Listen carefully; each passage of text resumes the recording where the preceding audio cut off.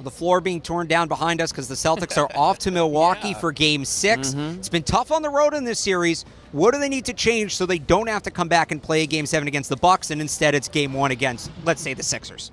Yeah, I would say just about everything. Everything? The way Game 3 and 4 went. Let me get the list out. Yeah, exactly. I mean, the way they came out in Game 3 was just absolutely pathetic. I mean, that was one of the worst games I've seen that second all quarter. year, I think. Yeah. Brutal. With the turnovers to start, and this is what happens. You let the home team get up ahead, especially a team that's been down and out. You give them that momentum, you get the fans on their side, and then it's just an uphill battle from there. And when everyone's not on their game, and this was before Marcus Smart, you don't have that depth. You don't have sometimes the guys coming off the bench that can sort of save the day, if you will, when somebody like Tatum or Brown isn't doing what they usually do, then you're in big trouble. So you got to go into Milwaukee and you got to punch first. And I think that's when a guy like, not to harp on it, but a guy like Marcus Smart is good to have back because he's the type of guy that will punch first. It's funny because I think every game this series we've said the Celtics need to come out hard and punch first. Right. In Milwaukee, But when they do, they win. They win. And in Milwaukee, it makes all the difference because you and I were messaging back and forth.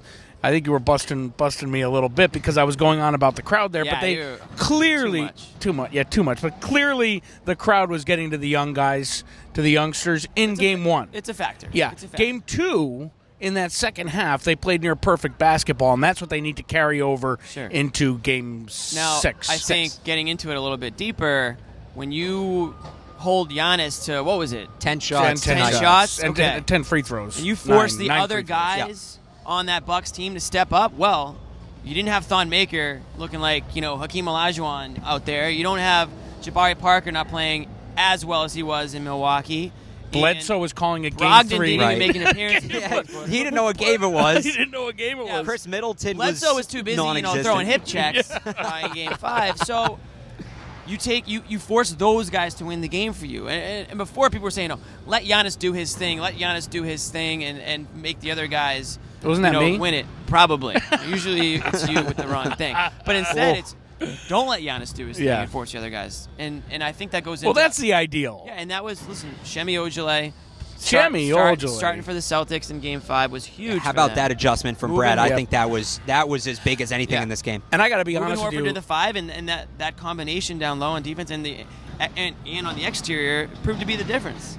And Brad, I would rarely second guess Brad, but being unprepared, how do you prepare for Thon Maker? But on the road, what he did and the Celtics not really having anything to counter it tonight, starting Shemi, pulling back tonight. I just said, but tonight starting putting a wrinkle in it, and then also you see Al Horford's game elevate because it has to. Yeah. On the road, the ball needs to move through Al. It has to, or else he gets lost. And when he gets lost, 9 times out of 10, the Celtics offense fouls up. Yeah, Horford's obviously huge in this series. Every game for the Celtics. I mean, when he's not really on his game, you can tell. I mean, I don't think he was on his game, especially not Game 4. No. 1 and 2 were a completely different story than Games 3 and 4. Yeah.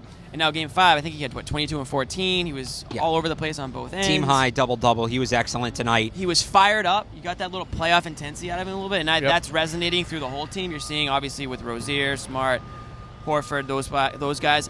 One thing I want to see in Game 6 that I didn't see in much in Game 5 was Tatum. Yeah. It'd be nice to see him have a little bit of a bounce-back game. I know that might go hand-in-hand with Shemi, but I do think that he obviously has that offensive talent that he can just turn it on. And they're going to need – I'll tell you what, offense was hard to come by in Game 5. They're going to need somebody on that Celtics team to score 25. Well, and that's been kind of the story throughout this series, especially on the road, was where's the scoring going to come from when Milwaukee puts the clamps down? And it's got to be guys like Brown, Tatum, Rozier. I mean, and I'd like to see more Shemi, too. I mean, I think that although Milwaukee's going to be prepared for that now. Shemi's not in there for the offense. He's in there for the defense. Well, that's what I mean, Marcus Morris is your X factor. He is. That will be in Game 6. Game 6, Mr. Bledsoe. And if the Celtics pull it out, they're on to round 2. If not, see you back here for Game 7.